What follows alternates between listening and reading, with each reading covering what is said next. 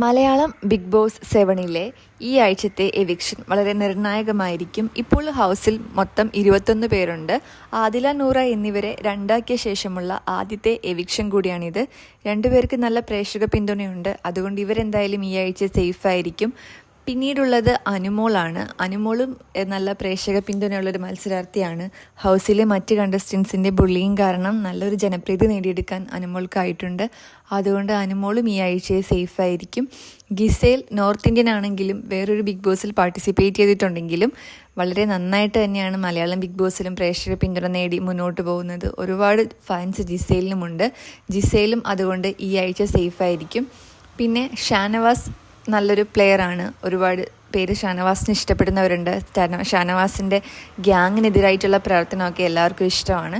പക്ഷേ ഷാനവാസ് ഇപ്പോൾ ഒരു ഗ്യാങ്ങിൽ ചെന്ന് പെട്ടിരിക്കുകയാണ്. എന്തുകൊണ്ടും ഷാനവാസും ഈ ആഴ്ചയിൽ സേഫ് ആയിരിക്കുമെന്ന് വിശ്വസിക്കുന്നു. അബി ഈ പ്രാവശ്യം എവിക്ഷനിലുള്ള ഒരാളാണ്. അത്ര സേഫൊന്നുമല്ല. ഔട്ടാവാൻ ചാൻസ് ഉള്ള ഒരു 8 പേരുടെ ലിസ്റ്റ് എടുക്കുവാണെങ്കിൽ അതിൽ അബി ഉണ്ട്. അതുകൊണ്ട് അബിയുടെ കാര്യം കുറച്ച് പ്രശ്നത്തിലാണ്. പിന്നെ അടുത്ത ആളാണ് ഒനീൽ. ഒനീലിൻ്റെ കാര്യവും കുറച്ച് പ്രശ്നത്തിലാണ്. ആളത്ര സേഫ് അല്ല. ഡേഞ്ചർ സോണിലുള്ള കണ്ടസ്റ്റൻസ് ആണ് അഭി, ഒനീൽ എന്നിവർ. ഒനീലിൻ്റെ കാര്യവും ഈ ആഴ്ച ചിലപ്പോൾ തീരുമാനമാകുമെന്ന് തോന്നുന്നു. ഹൗസിൽ അത്ര ആക്റ്റീവൊന്നും ആയിരുന്നില്ല. ഹൗസിൽ നല്ല ആക്റ്റീവായിട്ടും എലിമിനേഷനിലുള്ള ഒരാളാണ് ആര്യൻ. അതിന് പ്രേക്ഷക പിന്തുണ തീരെയില്ല. എല്ലാ സാമൂഹ്യ മാധ്യമങ്ങളിലും ഏറ്റവും കൂടുതൽ സൈബർ അറ്റാക്കും ട്രോളും നേരിടുന്ന ഒരു ആളാണ് ആര്യൻ. അതുകൊണ്ട് വോട്ട് ശതമാനം തീരെ കുറവാണ്. ആര്യൻ ഔട്ടാവാൻ ചാൻസ് ഉണ്ട്. ശൈത്യയാണ് അടുത്ത ആൾ. ഏറ്റവും കൂടുതൽ നെഗറ്റീവ് ട്രോള് ഇപ്പോൾ കിട്ടുന്നത് ശൈത്യയ്ക്കാണ്. അനുമോളുടെ പിന്നിൽ നിന്ന് കുട്ടിയെ കട്ടപ്പ എന്ന ട്രോളാണ് ഇപ്പോൾ ട്രെൻഡ് ആയിക്കൊണ്ടിരിക്കുന്നത്. മിക്കവാറും ശൈത്യ ഈ ആഴ്ച എലിമിനേറ്റ് ആവും. ശൈത്യ എന്തായാലും ഒരാൾ ഷുവറാണ്.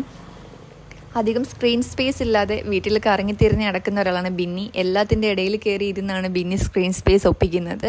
അതുകൊണ്ട് ബിന്നിക്കും ഈ വോട്ട് ഷെയറിൽ ഭയങ്കര കുറവുണ്ട്. റെനയാണ് അടുത്ത ഡേഞ്ചർ സോണിലുള്ള കണ്ടസ്റ്റൻറ്റ്. റെനിക്കും വോട്ട് ശതമാനത്തിൽ നല്ല കുറവുണ്ട്. ജെന്നിസെറ്റ് കണ്ടസ്റ്റൻ്റ് ആണെങ്കിൽ കൂടിയും ആൾക്കാർക്ക് റെനയുടെ ഐഡിയോളജി ആയിട്ട് എത്താനൊക്കെ കുറച്ച് ബുദ്ധിമുട്ടുള്ളതുകൊണ്ടും റെനയുടെ വോയിസാണ് റെനിക്ക് പ്രശ്നമാവുന്നത്. പിന്നെ അക്ബർ ഉണ്ട്. അക്ബർ സേഫായിട്ടുള്ളൊരു സോണിലാണുള്ളത്. ഒരുപാട് പ്രേക്ഷക പിന്തുണയൊന്നും ഇല്ലെങ്കിലും അക്ബറും വളരെ സേഫാണ്. അതുകൊണ്ട് ഈ ആഴ്ച അക്ബർ എന്തായാലും വീട്ടിലുണ്ടാവുമെന്ന് ഊഹിക്കാം. അക്ബറിൻ്റെ ഫ്രണ്ടാണ് അപ്പാനി. രണ്ടുപേരും ഒരു ഗ്രൂപ്പ് പ്ലേ ആണ് നടത്തിക്കൊണ്ടിരുന്നത്. പക്ഷേ അക്ബർ സേഫ് ആണെങ്കിലും അപ്പാനി അത്ര സേഫ് അല്ല. അപ്പാനി ഒരു ജെനുവിൻ പ്ലെയർ ആണ്. അക്ബറിനെ പോലെ കുതന്ത്രങ്ങൾ മേത് കളിക്കാനൊന്നും അപ്പാനിക്ക് അറിയില്ല. അതുകൊണ്ട് തന്നെ പ്രേക്ഷക പിന്തുണ നേടാൻ അപ്പാനിക്ക് സാധിച്ചിട്ടില്ല. പിന്നെയുള്ളത് രേണുസുതിയാണ്. വീട്ടിൽ ഒരു ജോലിയും ചെയ്യുന്നില്ല. ഫുൾ ടൈം എവിക്ഷനിൽ വരുന്നുണ്ടെങ്കിലും ഇതുവരെ ഔട്ടായി പോകാതെ പിടിച്ചു വെക്കുന്ന രേണുസുതിയുടെ കാര്യം നിർണായകമാണ്. പ്രേക്ഷക പ്രീതി ഒരുപാടുണ്ടെങ്കിലും ആളുടെ ഗെയിം ഭയങ്കര ഫ്ലോപ്പാണ്. ആരും സപ്പോർട്ടില്ല. നിലവിലെ നമ്മുടെ വോട്ടിംഗ് സ്ഥിതി അനുസരിച്ച് വോട്ടിംഗ് ഷെയറിൽ ഏറ്റവും കൂടുതൽ അനുമോൾക്കാണ്. സെക്കൻഡ് പൊസിഷൻ അനീഷിനാണ്. തേർഡ് ഷാനവാസും. ഷാനവാസിന് പിന്നിൽ നൂറയും ആദിലയും ഉണ്ട്. പിന്നെ ഗിസേൽ, രേണുസുതി, അക്ബർ എന്നിവരാണ് സേഫ് ആയിട്ടുള്ള കണ്ടസ്റ്റൻസ്. പിന്നീട് വരുന്നതെല്ലാം ഒരേ വോട്ട് ഷെയർ ആണ്. റെന ഫാത്തിമ, അഭിലാഷ്, ഒനീൽ, ബിന്നി, ആര്യൻ, ശരത്ത് എന്നിവരെല്ലാം ഒരേ വോട്ട് ഷെയർ ആണ്. ഇവരിൽ ആര് വേണമെങ്കിലും ഒരാൾ ഔട്ടാവാം. പിന്നെ ശൈത്യയാണ് അതിന് താഴെ. ശൈത്യ എന്തായാലും ഒരാൾ കൺഫേംഡ് ആണ്. ശൈത്യയും മറ്റുള്ളവരിൽ ഒരാളുമായിരിക്കും പോവാൻ ചാൻസ് കൂടുതൽ.